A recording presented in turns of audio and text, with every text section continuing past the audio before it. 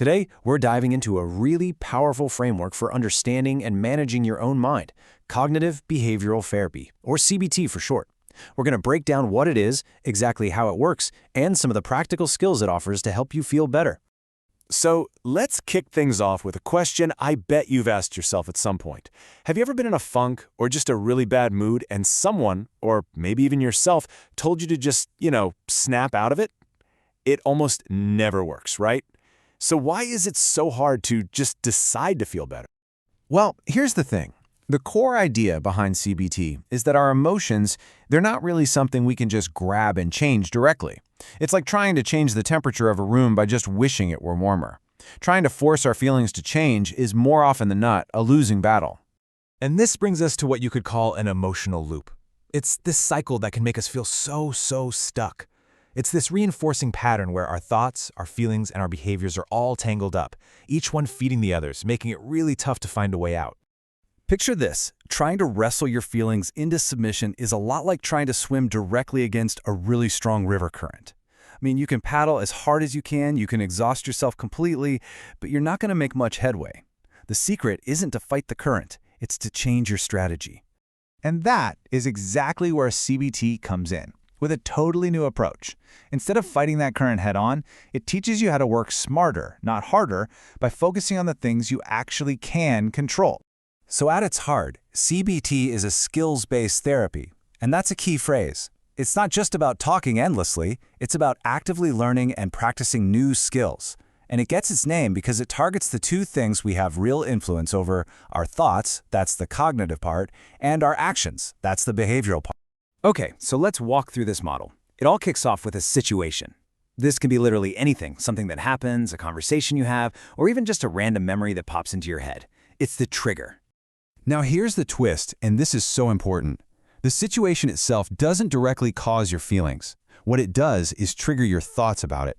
It's your unique interpretation of what just happened, the story your mind instantly tells you. And here we go, this is the final piece of the puzzle. Those thoughts, that story you tell yourself, that's what directly fuels your feelings and drives your behaviors. This is why two people can go through the exact same event and have completely different emotional reactions. It all boils down to their thoughts, and that is the lever that CBT helps you pull. So if we want to change how we feel, we need to get to work on our thoughts and our behaviors. So let's open up the CBT toolkit and take a look at two of the most powerful, practical skills you can learn to do exactly that. The first set of tools is all about our thoughts. And a fantastic way to think about this is the iceberg metaphor. What we're normally aware of are those quick, automatic thoughts right at the surface of the water. But lurking underneath are these deeper layers, our intermediate beliefs and our core beliefs, that are actually shaping everything that happens up top. One of the most fundamental skills here is something called a thought record. It's a super simple tool that helps you become a detective of your own mind. You just map it out. So, the situation, my boss reprimanded me. The automatic thought that flashes into your mind, I'm a failure. And the resulting feeling, sad, worthless. By just writing this down and seeing the connection, you start to spot the patterns. It's not about judging yourself, it's just about building awareness. And that awareness is always the first step toward change. Okay, so that's the cognitive side of the coin. Now let's flip it over and look at our behaviors. This is where a really powerful technique called behavioral activation comes into play, and it's amazing for lifting your mood. Behavioral activation totally flips the script. You know how we usually wait to feel motivated before we do something? This says, nope, do the thing first to get motivated. You treat it like an experiment. First, you list some activities that give you even a small sense of pleasure or accomplishment. Then you schedule one into your week, and here's the magic ingredient. You do it, even if you don't feel like it, especially if you don't feel like it. The action itself often kickstarts a positive feedback loop that can completely change how you feel. But look, it's really easy to hear about all these tools and think CBT is just some cold, mechanical process. But that's not the whole story. These skills don't work in a vacuum. They work best within a strong, supportive, human relationship. And there are three things that really make that relationship click. First is empathy, the therapist's ability to genuinely try and see the world through your eyes. Then there's genuineness, meaning they're a real person in the room with you, not just a blank slate. And finally, positive regard, which is just a fundamental sense of respect for you and a commitment to helping you. And a huge part of that respect is also being culturally aware. A good therapist understands that our backgrounds, our identities, they shape how we experience the world. So they work hard to be aware of their own biases, both the ones they know about and the unconscious ones, to make sure therapy is a safe and effective space for everyone.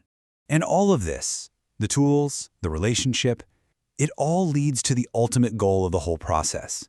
CBT isn't about making you dependent on a therapist forever. It's actually the exact opposite. It's about empowering you. The end game here is skill acquisition. The whole point of the sessions is to teach you a set of tools that you can carry with you for the rest of your life. Long after you stopped going to therapy, you become your own therapist. And that includes the stuff you do between sessions. Now, a lot of us hear the word homework and immediately get turned off. So let's reframe it. It's better to think of it as practice, like you'd practice a sport or a musical instrument. Or even better, as personal experiments. These are your chances to try out these skills in your own life and see what happens. Which really leaves us with one final thought, and it's a question for you. CBT is all about taking small, meaningful actions. So just think about what we've talked about. What's one small experiment, just one tiny thing, you could try with either your thoughts or your behaviors this week just to see what happens?